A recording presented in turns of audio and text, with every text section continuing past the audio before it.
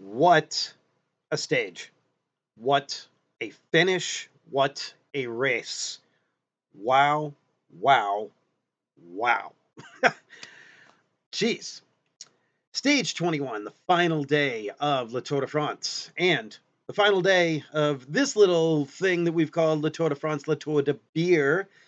I am Frank, for those of you who are new to the channel. I am a former professional brewer who now works in the bike industry.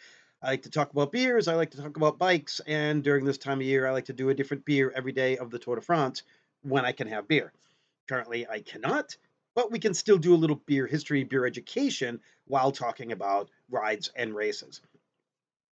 Today's bike ride and today's stage. Well, being brought to you by Not Beer. Again, not having beer right now, so yeah, I can't even. I don't even want that juice, but it's the juice that's approved by the docs. Even though I'm pretty sure the stuff that I would want to take, untapped maple, should be fine, but by the literature, by the doc, they said no. Fine, whatever. I think they're wrong. I think they should do more research on that rather than just going to the default. But whatever, this is what I'm having. I could have a non-alcoholic beer, to be honest with you.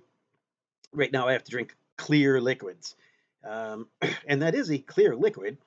I'm not supposed to have alcohol, so we're not doing that. Some people say it's just so that you're not consuming alcohol on an empty stomach, and to avoid dehydration. It's just it's what, I drink so much beer over the past years, and I can go a few days without a beer, so it's fine.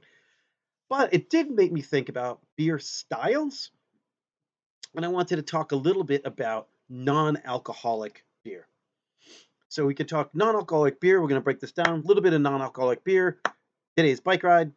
Well, bike ride, non-alcoholic beer, and then today's stage.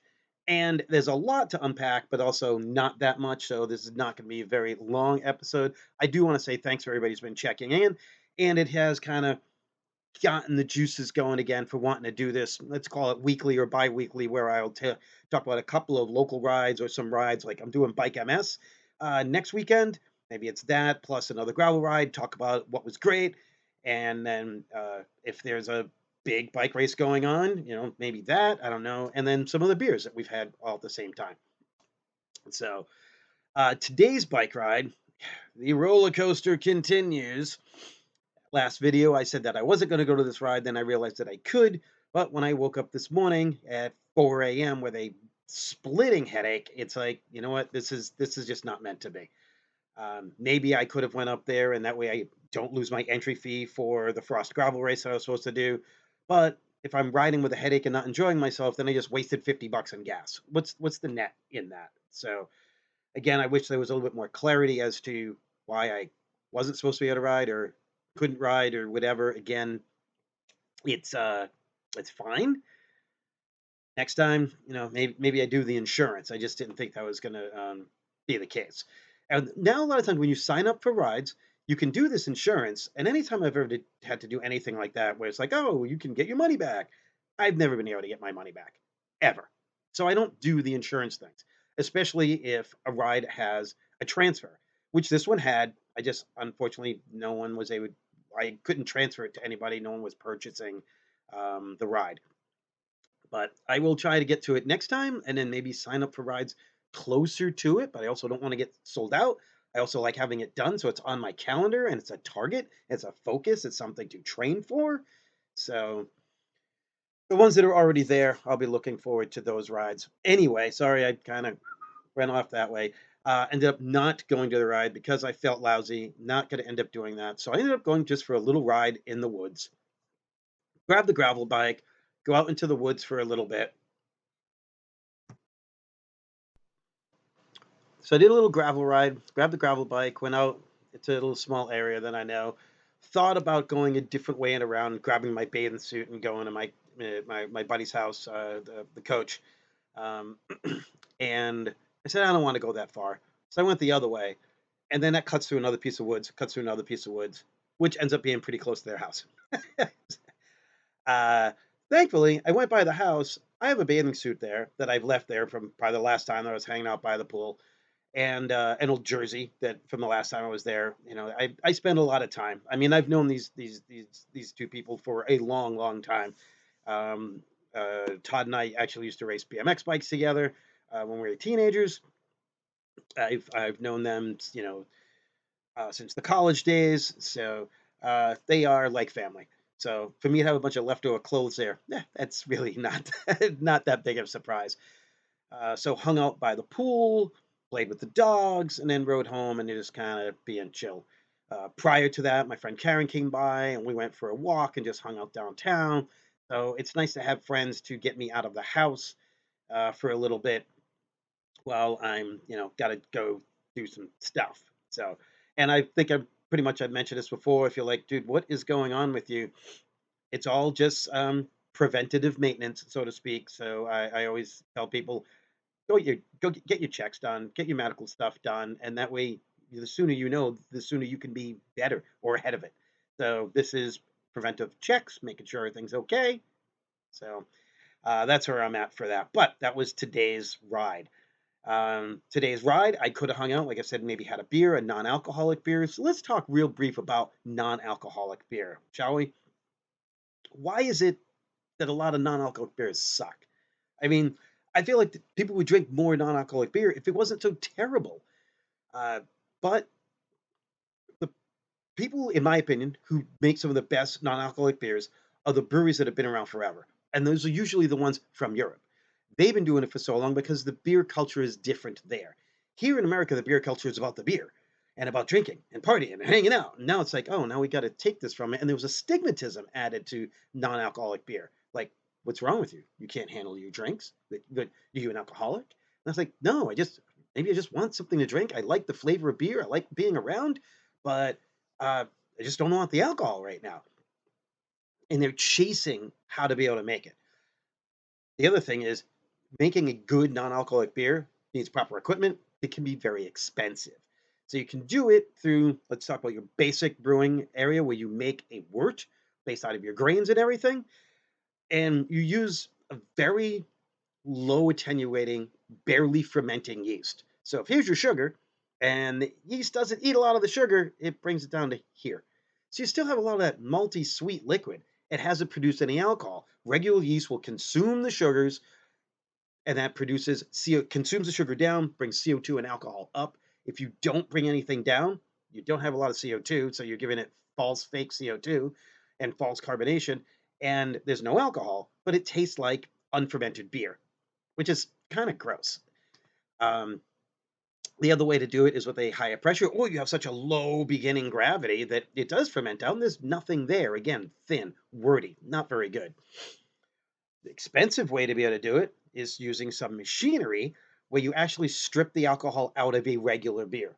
Now, if you're a big brewery or you have the ability to be able to do this, this actually helps because now you actually produce two beverages from one liquid stream. You've got beer, and now you pull out the alcohol, and the alcohol is a clear liquid, and you have leftover beer with no alcohol in it. So from your one, actually, it's going to have three streams. If you produce a beer, let's call it your amber ale, and then you run some of your amber ale that you're already selling through this stripping process. Now you produce a non-alcoholic amber ale, and now you have a clear liquid that has all the alcohol to it. Well, now you can flavor that, you can spike it, you can spice it, and now you can maybe make seltzer. Again, that takes a lot to be able to do.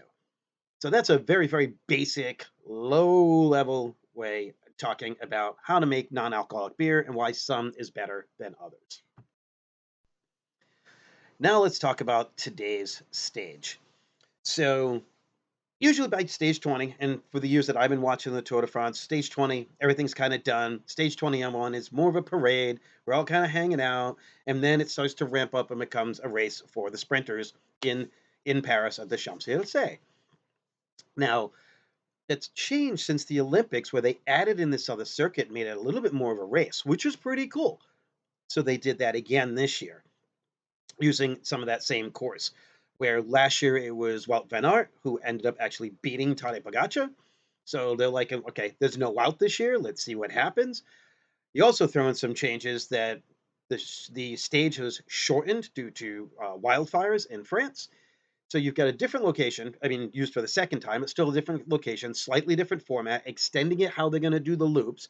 They started in Paris, do the loops, and then end in Paris. So it was different. And the shortened stage and everything else. And then they decided, okay, well, we're going to end the times with 3 kilometers, which I thought was like the safe zone at the ending 3 kilometers. No, they took the times after the first 3 kilometers. At least that's how they made it sound on the television, which was a little confusing. Again, it brings it back to the old way of it's just a parade, and we really just ended at 20, and now we're just going to have this parade loop with a little bit of racing at the end. Now you're adding another day of racing, which is good. I've always thought they should be racing. Like, what if it's really close? You know, it's like, oh, we're just going to do the parade lap now. No, we should race. And yeah, I understand the guys who are in yellow or already have your positions don't want to be fighting with the sprinters, and now you lose your jersey that you've been doing 3 weeks because of one day here.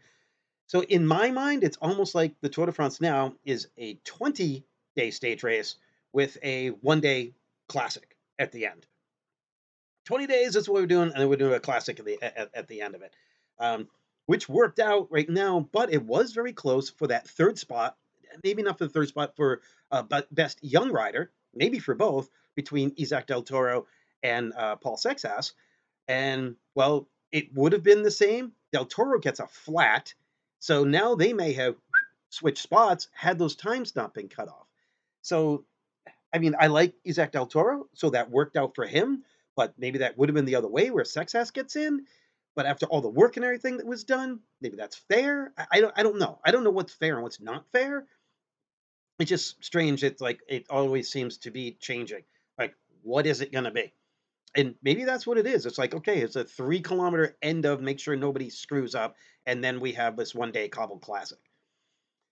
In this 1 day cobble classic, though, wow, what a finish. And we're talking about some of the most powerful guys up front, sprinters. It's a sprint finish. Tade decides to be a sprinter. Tade gets on the front of it, just like he did last year with Wout, but this time it's with Matthew Van der Poel. Mads Pedersen in the green, a sprinter, strong enough to break away from Muddy. He's in there. And Remco Evenepoel. Remco getting into the mix. So you've got the top four battling it out. Loop, Lumpies, Loop.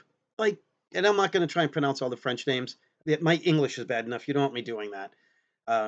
You can always go to the other places. And for one more last time, Phil Guyman, his commentary is always hilarious. Check out Phil Guyman, worst retirement ever. I haven't even seen his coverage of this yet, but I'm sure it's hilarious. And he breaks things down really, really well. So yeah, it's those four, and then they separate from Mads Patterson, and then it's Matthew Van der Poel and Tadej Pogacar, and they're taking hard pulls, trying to stay away from the group that's coming up from. Here comes Alperson now. They're starting to close the group. If they could pull together, now you've got Van der Poel, who's usually doing the lead out for Jasper Philipsen. They get a chance at that stage win. Van der Poel's like, no, you're not catching me. And Van der Poel and Tadej Pogacar are taking even pulls, and the time gap's coming down, and you see the meters coming down, coming down. It was under a kilometer. They're 5 seconds back, 7 seconds back. And then at one of the pulls, you see Matthew Van der Poel pull away from Tadej. I was like, what is happening? I thought they were going to chase each other down. He hammered with everything he had.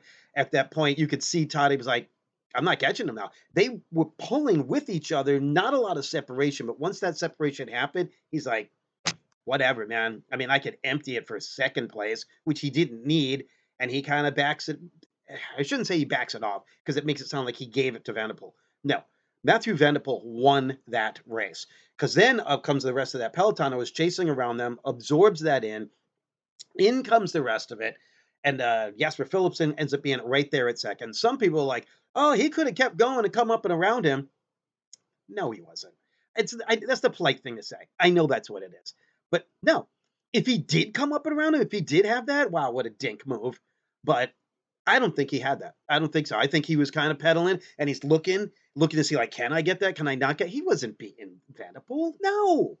Matthew Vanderpool came across the line, looked like he wanted to vomit 1,000 times, gets to the line, collapses. Everybody congratulates him. They're all happy.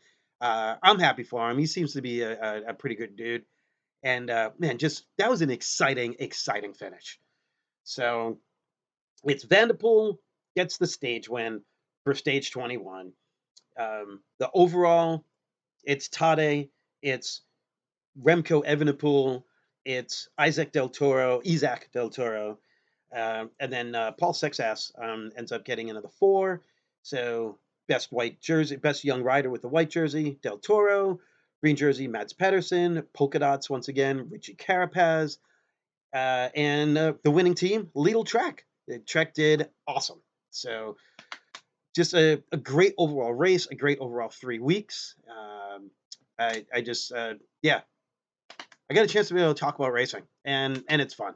And like again, am I some expert at this? No, but if people are like, hey, you want to talk about this and the beer, and normally I'd be like sipping the beer, talking about the beer, a little bit of this and that.